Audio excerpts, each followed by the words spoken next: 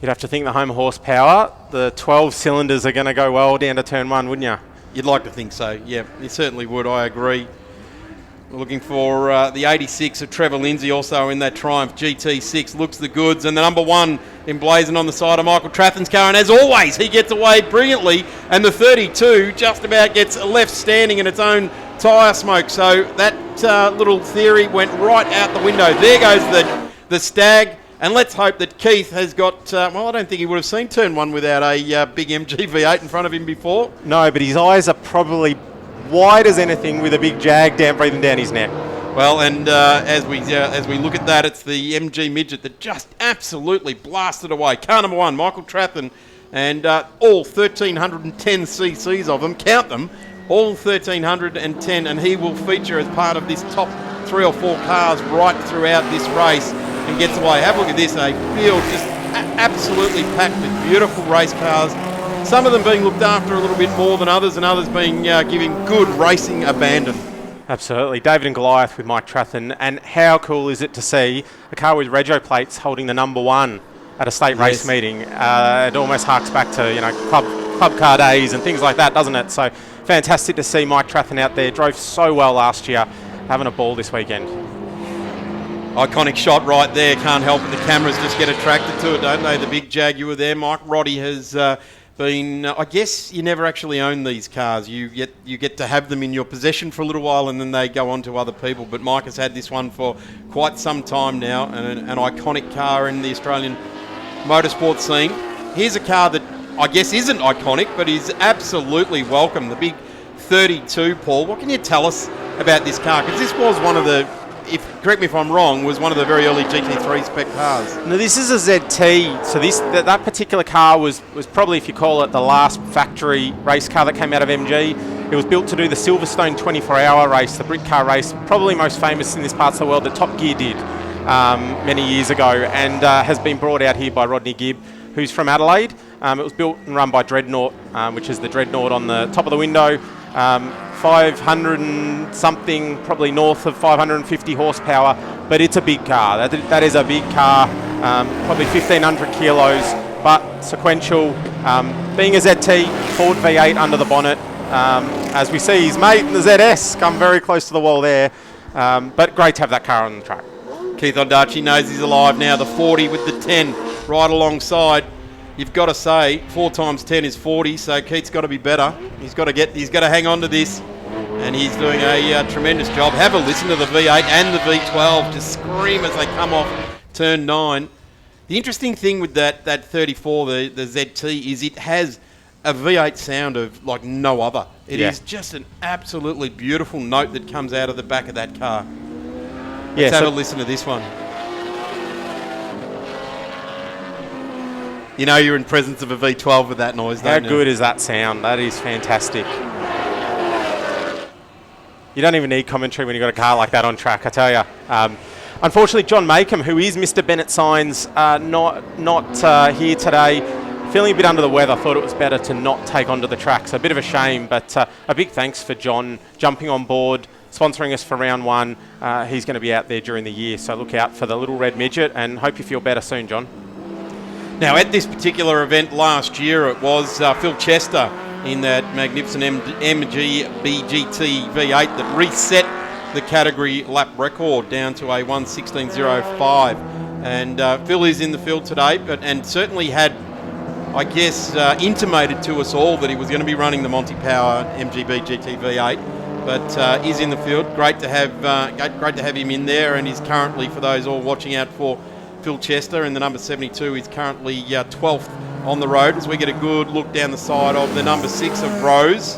And like many forms of motorsport, this is undoubtedly class-based style of motorsport, so engine capacities come into different bits and pieces, and there always ends up being a shakedown, and we have these races within the race.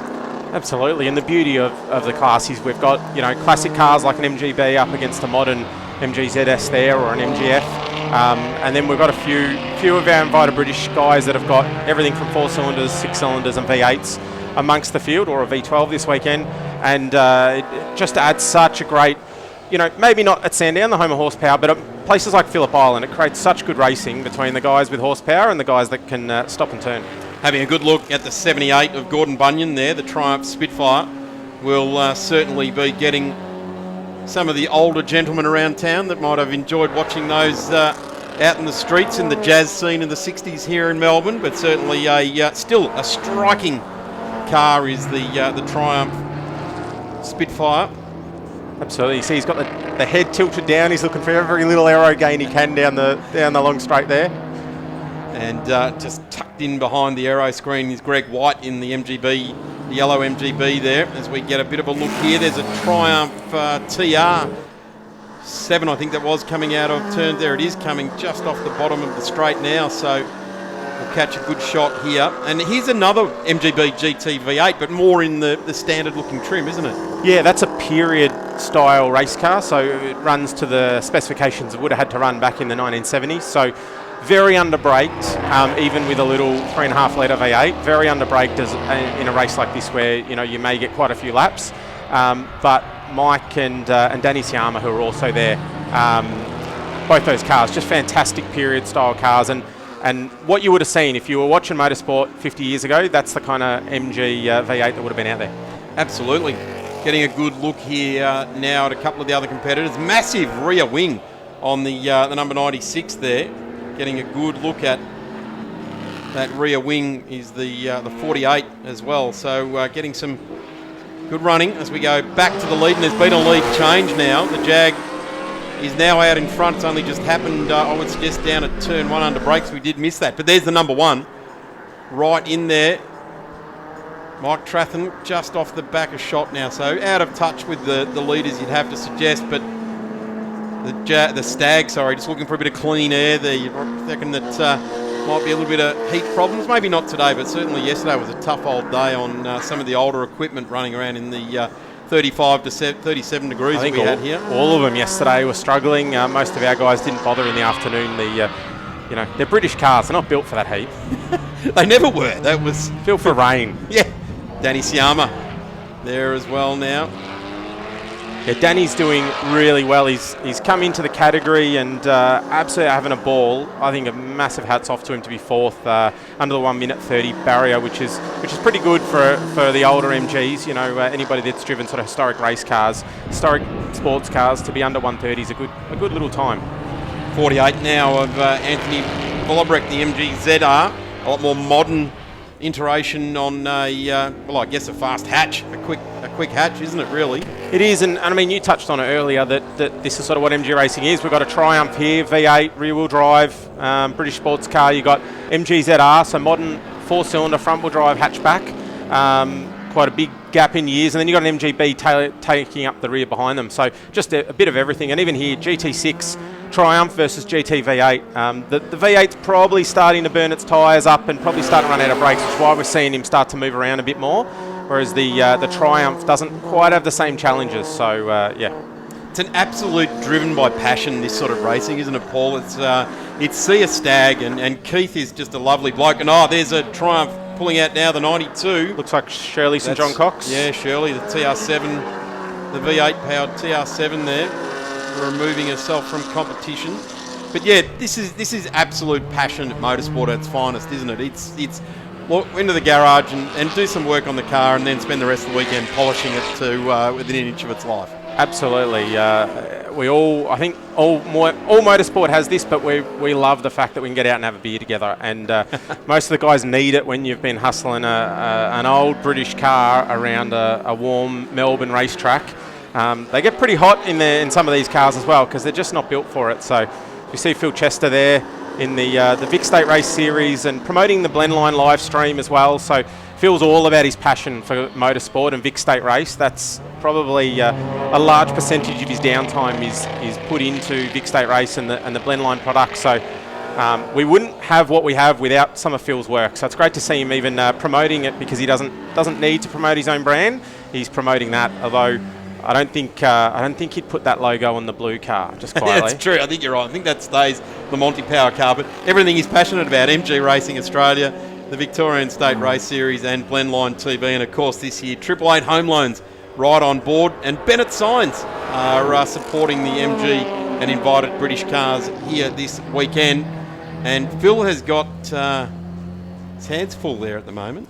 Yeah, he said coming in this was going to have to be a long race against Alana in the Stag in front. She's obviously got a little bit more horsepower, being a V8. So he was going to play the long game and hope that as the race went on, he could put a bit of pressure on. But it also looks like he's got John Illingworth, who's come over from Adelaide, sporting a new livery this year. Last year was his first time racing with us. Had so much fun. He's back for more, and he's breathing down Phil's neck. Now that ZS being a V6, so we've sort of got V8, 4-cylinder, and V6 there. Fantastic mixture, and up the road in front doing a very, very strong job is that midget, and they're just evergreen. The midgets just seem to keep popping up, and they're always in the faster end of things. Yeah, John Makem, who's our sponsors, got one. He's been around for a long time in Vic State Racing, went away for a while his kids grew up, but is back, and he's also bought another midget for his son. So next year, the two Makems will have two Bennett Signs midgets on track next year. Can't wait. Talking about getting in the family way, Paul Vanell, have you got some things to own up to, young man? I've got a lot of things to own up to. I wouldn't do it on public record, though. There we go. Congratulations for some things that have happened in the off-season there, as well as we have Mike Roddy leading the way, a 1:24.74. That's a pretty strong time, but not leaving Keith Ondarchi out of this, a 1:24.94. So he's only 0.2 behind in the speed stakes, albeit that he's now dropped back off the back of Mike Roddy. So the Stag is certainly capable of doing the lap times it needs to. Then we've got Lindsay in the number 86. I'm very impressed with the Triumph GT6, really doing a tremendous job being up the front there. The 66 filling our screens now, that's James Dodd, another MG ZR. Yeah, James, another stalwart, 25 years, I think, racing in MG Racing. So one of those, these are the people that make motorsport happen. They're not out there for a trophy. They're out there to have an absolute ball. He's racing here with Trevor Dunford in the MGF. Trevor has raced a GTV8 with us, and due to a few issues, has purchased himself an MGF and is out here for his first weekend in the F. A little bit, he's hoping a little bit easier to drive than the V8, but I mean, this is what it's about. They're out there having a ball. There's not a lot around them, but they are pushing each other and having a lot of fun. This is true, and this is actually, Paul, you hit the nail on the head there. This is what it's all about with this style of racing. Although I would suggest if we had a quick chat with Mike Roddy and Keith at the moment, they would certainly be saying, no, we're actually here quite serious. We haven't come here to make up the numbers.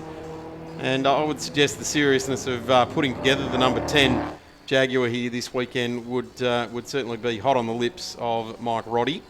Well, Mike does tell me he intends to be at round 2 at Winton with us as well, so it'll be good to see the XJS fighting hard up there. It's great to have Mike as part of the series. I think iconic car, and Mike's an icon of state race as well. I mean, people like myself grew up watching him drive the black XJS in Mark Sportscars back in the day against the likes of Robin Bailey, who's normally out here as well. So it's so cool to see Mike in the series these days. Paul, it's pretty cool that the entire series has been able to get 888 home loans on board this year, isn't it? Absolutely. And I think it's fantastic to have them on board. It's fantastic to see them have some faith in the value of the Vic State race product.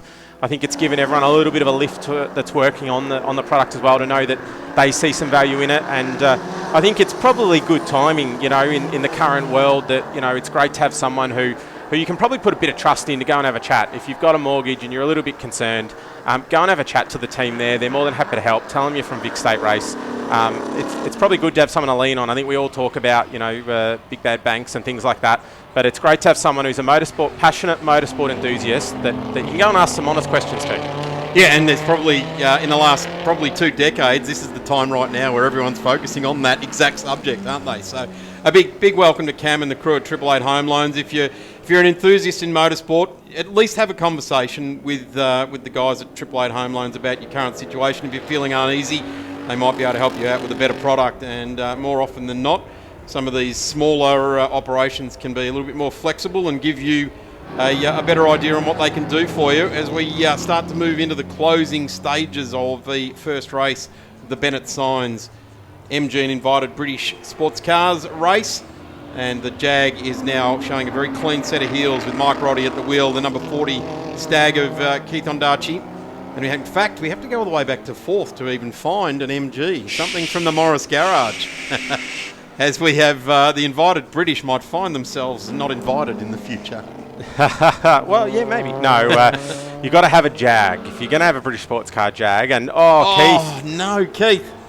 I was trying not to talk about Keith because I feel like every time we talk about him, something goes wrong. So I haven't said Keith Ondarchi or Triumph Stag, but that's a shame. That's well, a you know, I Keith. can't help myself. I just have I to know, say and that's why I can leave it up to you. But the Energy Assist car pulls off. He will be back, unless that is catastrophic. He'll be back tomorrow. They will put hours in overnight to be there. So there's no smoke coming out of it. That's always a good thing for me. Just Keith's ears or his wallet. Yes, that's exactly right. So here's our race leader, and he is soaring away at the left-hander at the top of the hill. You would say he's tortured those front tyres. The way he was, I think he had about 3 turns of turning in at turn 9 there, which in some classes is mandatory, but the big set of rubber that they've got on the front of this thing, there's a lot of dust up down there at turn 9 as well. I wonder if there's someone in the sand trap. As we're coming around, the last lap board was displayed last time around to this guy, and Mike Roddy returning to the game here in the Victorian State Circuit Racing Championships. The 888 Home Loans Victorian State Race Series, and we have a winner for the first time in the Bennett Signs MG and Invited British cars, and it will be Mike Roddy in a Jag, as this is still getting pretty racy as we come out of turn 4. There's plenty going on. Midget diving out the side. There wasn't too sure who that was actually, Paul. Yeah, that looked like Jeff St John Cox, Tony Vollebrett, and then it looks like Henks Waterveen making an ambitious move. It's not going to work. The ZR's definitely going to have more horsepower up the straight, but yeah, getting quite close. Got to be careful at turn 4. It's an awkward corner if you're not looking in your mirrors. Tony nearly lost the front end of his car there, but it's not over till it's over, is it, yeah, Darren? There's definitely yellow flags being waved. That's a bad thing on the last lap. Oh, no, it's the 32. It's the big V8 parked up, so that has curtailed any passing down there at turn 9, a favourite for many.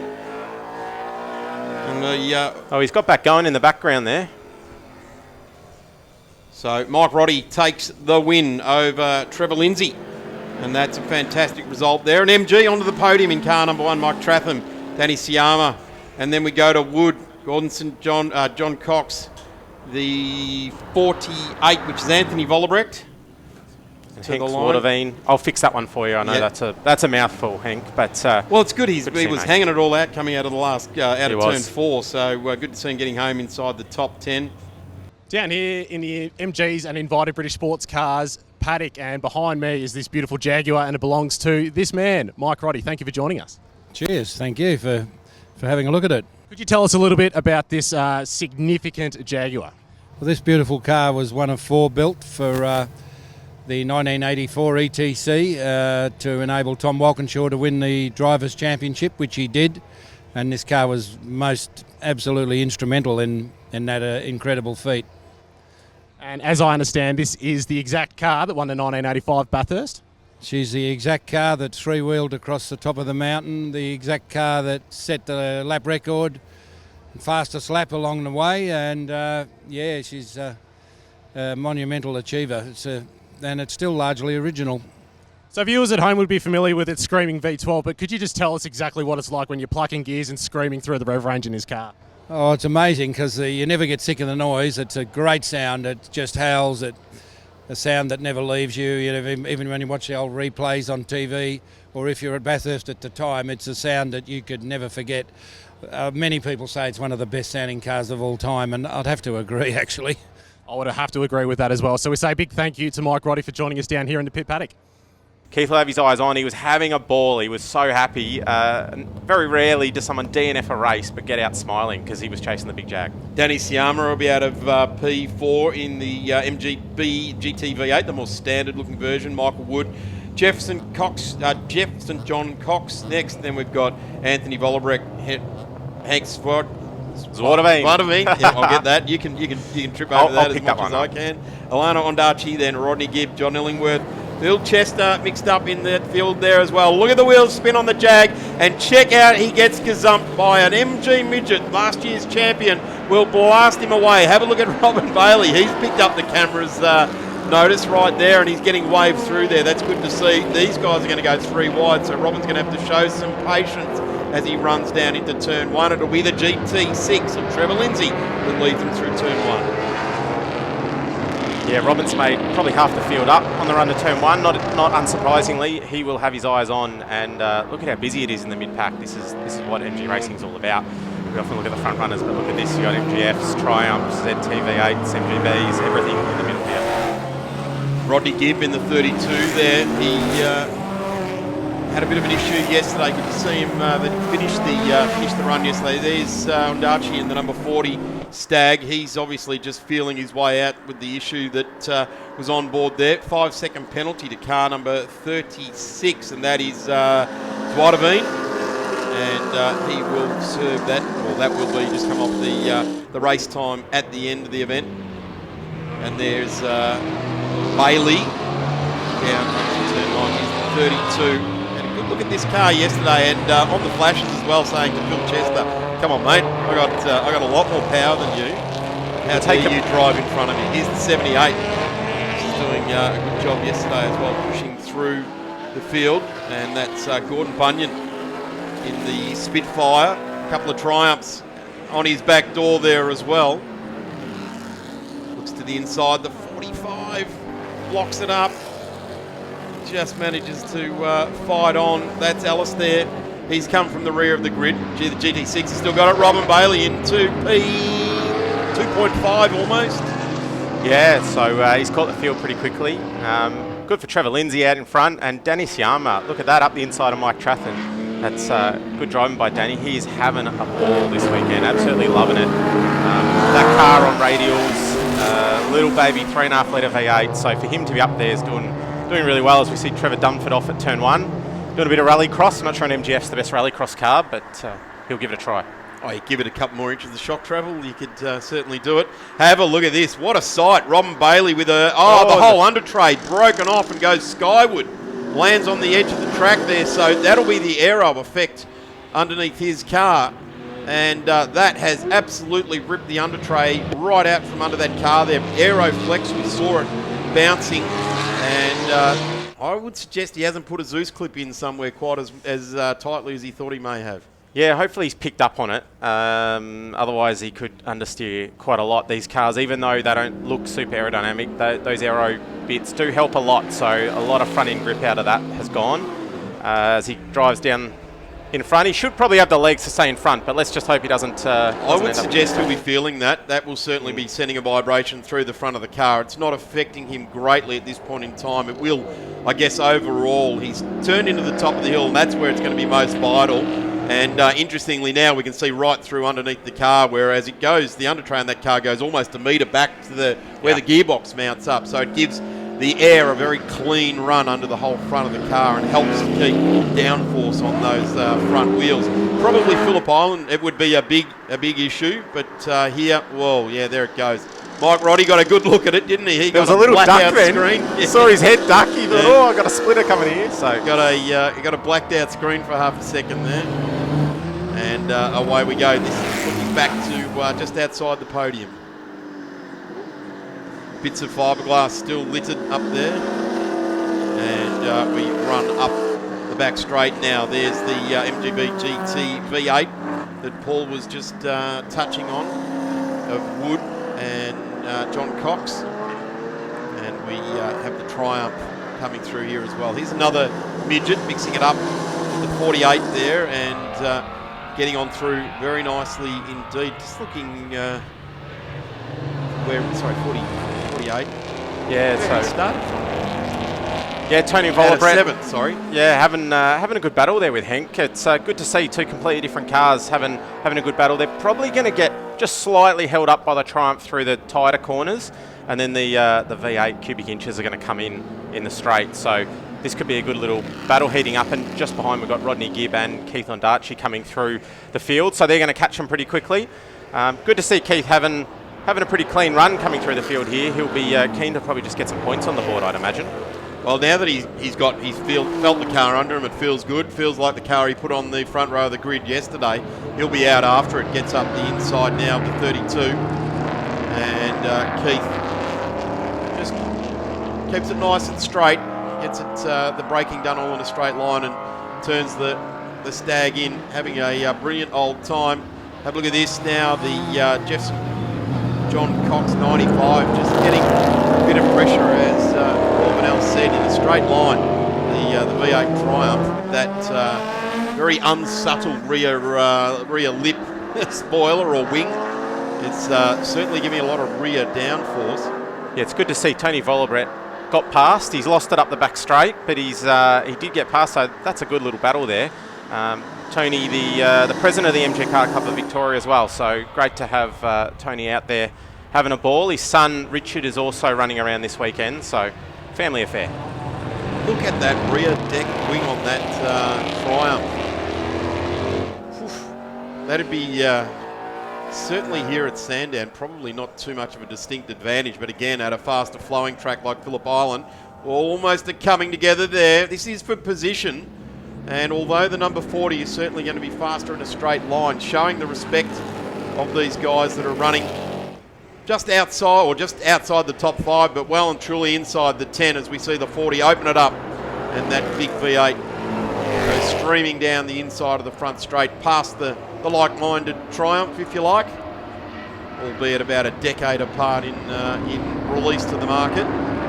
Tony Volobret will be feeling very, very small right about now. He's had 3 V8s attack him for the last lap, and he's lost a couple of positions. You can see him here all over Rodney.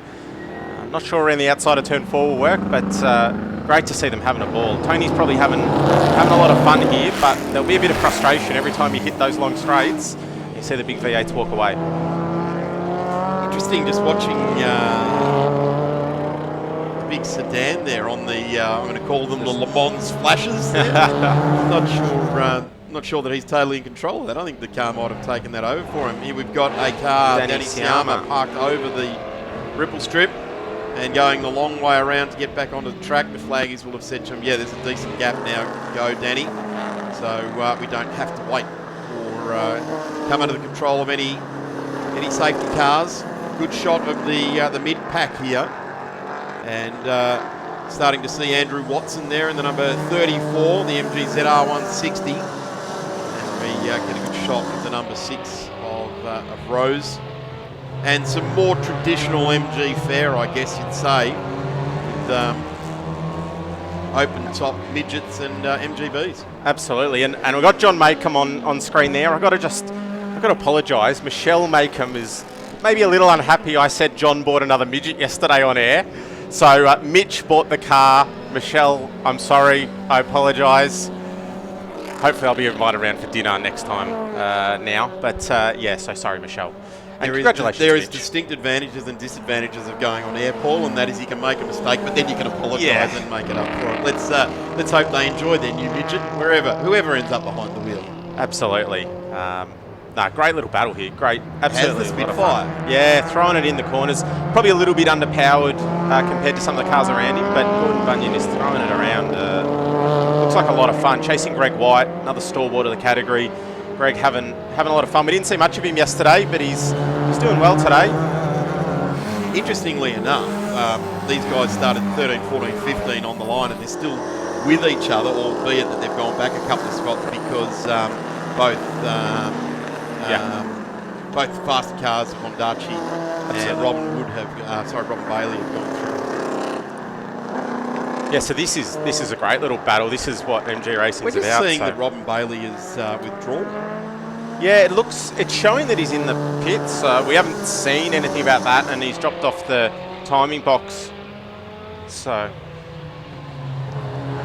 yeah, we're just getting the information through that the loose bodywork on the front end of that car, we did see the splitter go flying up into the air. Obviously, the trackside marshals have reported that back to race control, and that gets pretty much everyone trackside, all eyes on car number 50, and he has gone to the pits before the meatball flag or the black flag with the orange disc in the middle is shown, and that is a mechanical issue, and I'm pretty sure Robin would have been okay with that. He was well and truly aware that something had definitely gone wrong front of the car. Yeah, hopefully he's got another spoiler in the back of the car, and we see him come through the field again this afternoon. He probably had a lot of fun up until then, but yeah, a bit of a shame. Just those small little things, and it could have been something much worse. So luckily, he's still got the. How's this battle between White, Bunyan, Watson, Rose, Yeah, it's so good. Makem, all weighing in on this, and this is for 14, 15, 16, 17, 18 on the road. And this is fantastic. And you know, Andrew Watson in the middle there in a modern car, and John Makem probably got a big smile on his face. He missed the racing yesterday, but no doubt he'd be sitting there going, "This is what it's all about. This is why I'm here today." So this is great. And just behind Richard Vollebrett, Tony's son, whose first run for a while. He's been away, young family, coming back, trying to get back into it this year for a couple of rounds. Keeping up with them here. Look at this. Peter Rose looking to try and make a move. Great to see Rosie there. He's had a bit of a rough run with some mechanical problems in the last 12 months, but this weekend having a good run, and he's right in the mix and keeping everyone honest, which is great. So Gordon Bunyan's trying to put the pressure on, but also look in the mirrors as we see Henk's Waterveen here, and the MG ZS, a bit of a unique car with a V6 engine. So probably got a little bit of horsepower on Henk, but very different cars, will drive very differently. John Illingworth having a ball in that car chasing Henk. Certainly great to have quite a few South Australians join us here in the Victorian Triple 8 Home Load Series this weekend. And yeah, we were expecting Peter Mathwin coming over from Adelaide as well. There was another one, but unfortunately had a bit of an issue on, I think it was Thursday. So not here this weekend racing with us, but intends to be at Winton. So we'll have another Adelaidean. Interestingly enough, yesterday Mike Roddy a 124.74, a 124.98, so about quarter of a second off his fastest lap, a 124.98 is what he's done in this race. A 124.74 was his fastest lap yesterday in the magnificent Jaguar. Getting some good shots here now throughout the field. Hanks Waterveen and that V8 Triumph in front of John Cox. And this has been a race-long battle. It's been over 8 laps so far. We expect we're going to get 12 laps. And of course, yeah, Waterveen has got that 5-second start line infringement penalty hanging over his head. So we just see the Triumph going by. And again, applying the straight line handling beautifully there. Have a look at this battle. This has been waged for quite some time, and at the moment I don't think the 45, the number 9 there of Greg White, is holding anyone up. I think he is legitimately I think he's quick. just the front of the train, isn't he? Yeah. Well, here's some proof on how fast you can go in MG and invited British cars. Well, there's 3 MGB engines in that Jag, so Yes, there is. but yeah, Peter Rose, I see, he's made himself up towards second in this little pack as well. So great drive by Rosie there. 78 Gordon Bunyan in the Triumph, and looking left and right in the 34 there. John May come up the inside. Big move on Andrew Watson, side by side through turns 3 and 4. I bet you he's given us a bit of righto, boys. I'm sponsoring this. The Bennett Signs. Give me some airtime. British sports car. He's getting some time there. So puts a move on, and for Bennett Signs, we thank him very much for being part of the fun here this weekend with MG and invited British cars. And I reckon all these guys are just fanning out to just get a good look at the back of that Jag going up the straight in front of them, saying, yeah, I saw the back of that car. Or it went past them so fast it moved them that far. Well, the good thing about it didn't tear the stickers off the Bennett Signs cars, so they're well applied. Yeah, so we know he knows what he's doing with sign writing. That's right. Remember one pretty much exactly the same as that, a guy, Jeff Smith, in a blue car, and he had a multicoloured extravaganza. Jeff did. Raced him in one of those, what they used to have in the old days, a butcher's picnic race. Yeah, yep. It's great to see some of the midgets coming back. We sort of didn't have a midget on track for a couple of years, and they're coming back out, which is great. I think Mike Tratton's done wonders by doing well for the little midget and showing David can beat Goliath. We look at that yesterday, a 125.90 was less than half a second off the Mike Roddy Jag. So if you've got a midget that is set up, tuned and running well, Yeah. And I would suggest he spends a lot of time preparing that car. Does Mike Trathen. You see Gordon Bunyan just going over the exit curb at turn 1, so he's pushing hard. John Makin's probably got the eyes on going, I sniff an opportunity here. Time's going to run out, so he's going to have to pounce. But the really good thing about these open midgets and MGBs is that you can almost see the driver either make their mind up or change their mind looking straight into their visor. And we're on the final lap of this race. As we see the number 10 Jag being driven very nicely this weekend by Mike Roddy. And I guess, although he has won race 1 and he's set to take out number 2, it's really cool that we've been able to have this car come to the track, isn't it? oh, it's so cool. I think, if you're a fan of Australian motorsport, it's such a significant car. To see Mike out there, and he drives it so well. I mean, it's fair to say he's probably not driving at 110%, but it is, and the sound of the thing, if you're here, just listen to it on full noise. Well done to Mike. Great to have him part of the field. Fantastic there, Phil Chester getting across the line, not for P3 on the road. In fact, he'll be 14th. But Trevor Lindsay, round of applause for cars 1 and 2. That is a ripping drive in the GD6 Triumph. And Mike Trathen, here he comes to the line now. We'll take position number 3. Of course, the cars, Phil Chester, White Rose, Bunyan, Watson, Vollebrecht, all getting across the line, but they're filling positions 14 through to position number 20. Here comes Keith Ondaatje, was showing in position number 6. Got Should a couple be of P5 here. He's got Mike Wood on the last lap, so good run back down to 5th. Danny Siama gets through, and Keith up 1 on that last lap, but up some 20 positions from the start of the race. So good drive, a measured drive, albeit he's trying to make up some places. He certainly hasn't lost any friends along the way. Sometimes when you're charging from the rear, you do tend to extend a friendship gratitude, that's for sure. Here we go. These two have had a race-long battle, and at the moment it's the Triumph that will lead Zwatoveen home, but gets it wrong coming out onto the straight. Uses the power though, and the 95 just grabs it at the line. But Zwatoveen he'll drop another couple of spots because he's got a 5-second penalty coming through there as well. The 44 through there as well. Alana Ondaatje getting through for a good result there in 13th position as well. So Paul, Mike Roddy takes the win. Trevor Lindsay, Mike Trathen, Danny Siama, Keith Ondaatje, Wood, Gibb, Bollebrecht, John Cox and Zwatoveen round out our 10.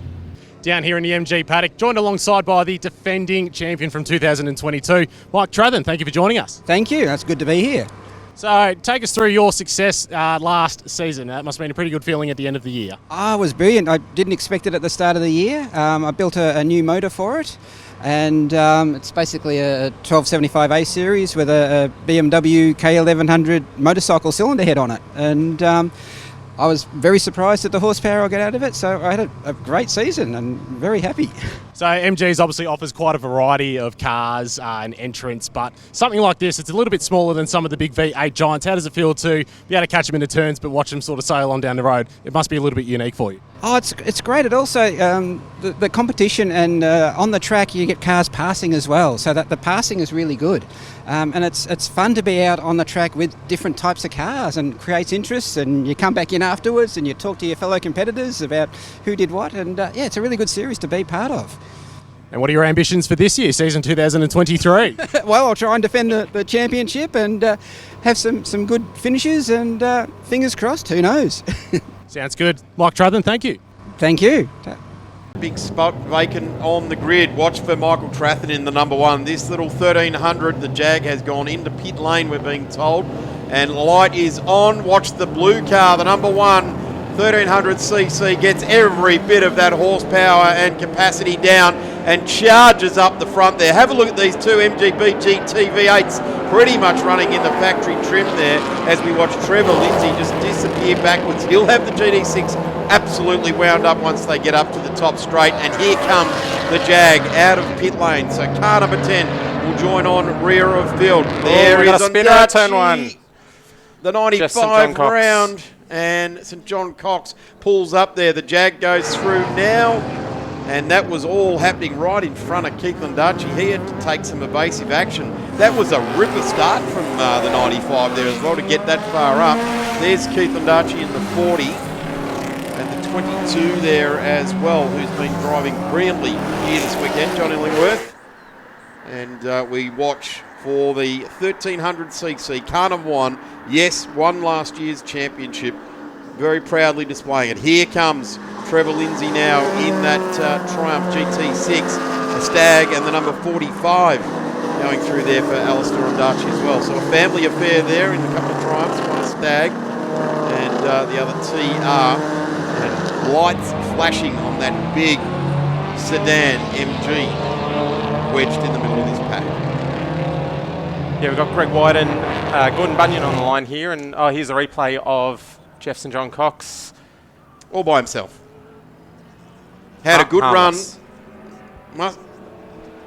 Must have missed a couple of, well, got up a couple of spots on the run down to turn 1. Could have gone probably a little bit shallow and going a little bit faster than what he thought he might have been. And Danny Carmack going for the lead. 3.5 litre versus 1.3. Well, I tell you what, there's something to be said about making something light, isn't there? Yeah, this is David and Goliath, isn't it? Cubic inches versus lack of. So Danny running on a radial tyre. He's shaking his head. He did everything but wave the fist then, didn't he? Everything but. So the number 1 getting back on with business, draws alongside. And this is the run up the hill. There's the back of Keith Ondaatje. He wants to weigh in on this front end. Certainly the 2023 series is something he put a circle around and said, I want to see the number 40 Stag running more at the front than ever before. Hasn't started off. It's not the dream start, that's for sure, for the Stag. The dream start really has come in the form of this this Triumph out in front now for Trevor Lindsay. Yeah, so these front two are running slick tyres, which gives a little bit more consistency to the guys behind. So we'll see the shake of the head here, won't we? We will. He took evasive action and then the glance over. It's not very subtle in an open-top car, is it? The big white helmet and the downwards look and the shake of the head. You didn't realise he was on camera then? No, I'm pretty sure at the end of today, and we've now at least pointed it out 5 times, he'll realise. I'm sure we can fit another replay. And I've got to say, look, there was worth in it. He was giving room at turn 2 and ended up falling off there as well. So he makes up the spot now, gets through on Danny Siama in the number 15, but he's not giving up either. Have a look at that, the V8, 3.5 litre, gets the power down. So it's almost carbon copy, isn't it? It is, exactly. See if he looks over it. No, I think he's actually giving himself a disgust. I think he's giving himself a bit of, come on, number 1, what are you up to? I actually thought we had a replay on again there, but that wasn't it. Mike Trathen, I reckon I don't reckon he's sharing that with a fellow competitor. I reckon he's giving himself a bit of a, come on, mate. I think that's definitely going on the highlights for the weekend. Oh, look at this, we've got a traffic Henk jam. Waterveen round at turn 4. That's because of you. You didn't like the Dutchman and he's thrown it away. He's had a great weekend up until then. And we've got Alistair Ondaatje going slow on the back straight and Trevor Dunford round on the exit of turn 1. Hendricks goes through there now, gets back on track. Got nothing to do with what I think about it. I love the car. I reckon it's fantastic. I just can't get his name right. And I apologise for that too. It's not the first time I've called a race with him in it too. Position number 4 now is this Stag, and in the mirrors is car number 1, who's just gone back a couple of spots after making a mistakes. There it is. You know, I recken second he's shaking his head at himself there. I think he's like, why did I fall off there? Oh, well, we're watching, aren't we? Certainly adds a bit of personality and passion to it, doesn't it, Paul? It's what it's all about. So we've seen Mike Roddy coming through the field here. I don't know if he's just made himself a nice Sunday afternoon drive by starting from the back, but Rodney Gibb, is he like the prelude to the Jag? Is he just letting everyone watch out? The guy behind me is coming through in a hurry. Yeah, I think so. It's a bit like that. He's got those flashing lights have been on since this morning's race. They haven't come off. So yeah, I'd be a little bit careful. It is an MG. You don't want the battery to go flat on you, mate. Look, he's got a lot of faith that doesn't have Lucas Electrics in it, I'm sure. That's probably right too. But right behind him now, Mike Roddy is just ticking the boxes. He's not making anyone's day hard around him. He's just making his way through the field where he sees fit, more likely than not in a straight line. and bringing the TWR XJS Jaguar through, and Rodney Gibb just lighting up the way like someone from Hollywood making their way into our lives. The 32 goes through there as well. Here comes the 44. Love watching Alana going about her work in the White Stag. We've got Phil Chester on screen here, doing a great job in the MGF this weekend. He's been trying all weekend to get past Alana. We'll see if he can in the final race at all. He's our very own entry, isn't he, with the Victorian State Series logo on the side and the Blendline TV sticker Great supporting advocate the event and the network. Yeah, great advocate for it. It's people like Phil that make a lot of it happen. So great to see him putting his own dollars behind it by getting the airtime.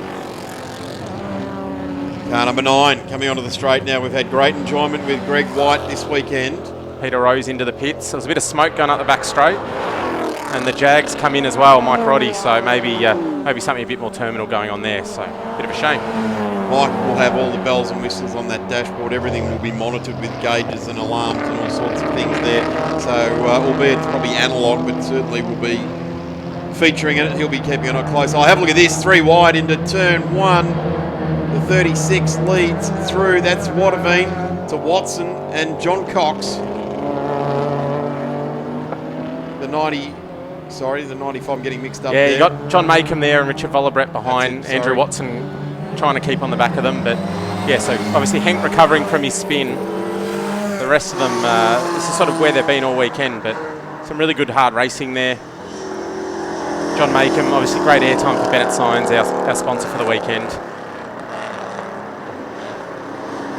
It's a bit of a shame Andrew Watson's not going as fast as everyone's been riling him up all weekend to go faster, and he hasn't quite got past anyone. So I'm sure when he watches this back, he'll love that comment. But there's John Makem in the Bennett Signs, number 33. And rapid piece of kit. It's a good-looking car too. It is. It is just in front of him. Is the Bunyan entry as well. And just confirming, Roddy Rose and must be Alistair Ondaatje, is it, that's gone to the pits in the 45? Yes, it is. He's gone in there as well. So watching a bit of traditional fare here for MG and Invited. Open top MGBs, Triumph Spitfire, and all streaming down the straight, led by White here. The number 9. Greg White's had a really good weekend this weekend. A big advocate for the volunteer officials trackside. So he's normally spends his many motorsport weekends of the year trackside, flag marshalling, and doing anything he can to help. So it's great to see him on track as well for a few rounds with MGs.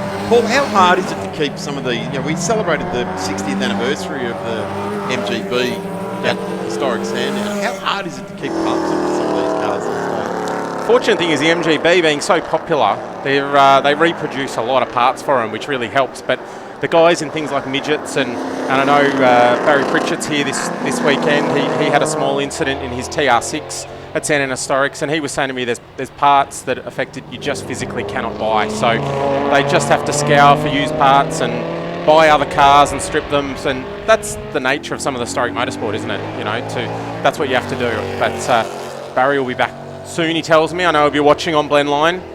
So the iconic MGB, you said, yes, there is some replica parts available for these cars. Is it hard to keep one on a racetrack?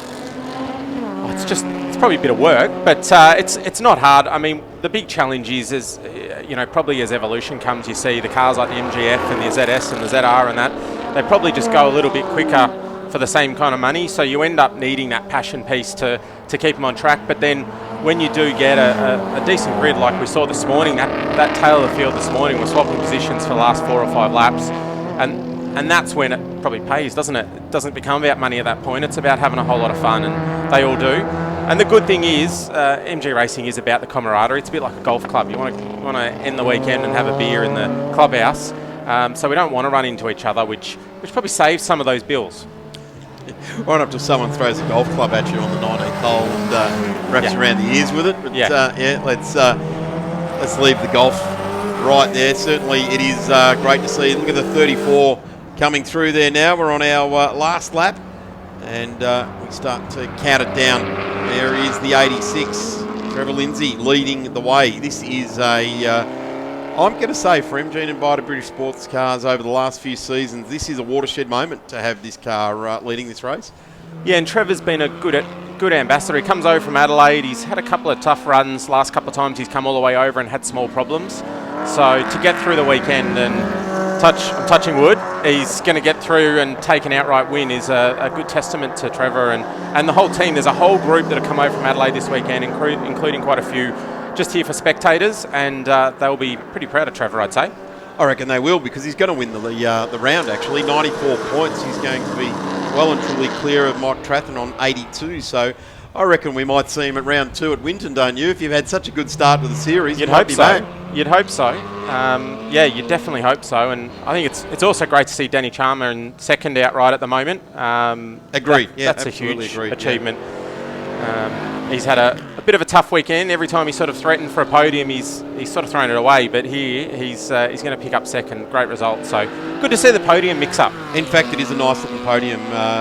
One that warms your heart, I guess you could say. Lindsay, Siama, Ondaatje. And, well, maybe not Ondaatje. Trathen looks to want to get the chocolates on the line, but cubic inches. Didn't quite get there. Did not quite get there. Yeah, cubic inches underneath the right foot there for Keith Ondaatje. The problem with the more cubic inches you've got, there's more troubles with them, isn't there? Absolutely. We've got the F, Phil Chester and John Illingworth. They had a good battle earlier this morning as well, until they sort of got into a bit of traffic and broke apart. But they were looking forward to a good race. So Phil hasn't got a Lana, but it looks like a good little battle here.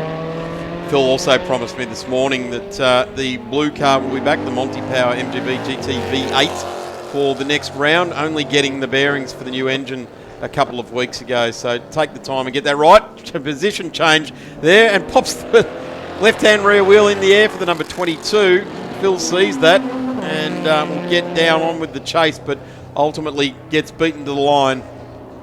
And Phil Chester brings it back into the line there. So that will have Illingworth 9 and Phil Chester 10 inside the top 10 there, as we see the field disappearing. The 32 heads in there for Rodney Gibb. He came home in 7th place. The round will go to Trevor Lindsay. In 2nd place of the round will be Trathen. In 3rd will Danny Siama in position number 2 for this race. Keith Ondaatje, tough weekend, but ultimately home in the last race, will stand on the podium.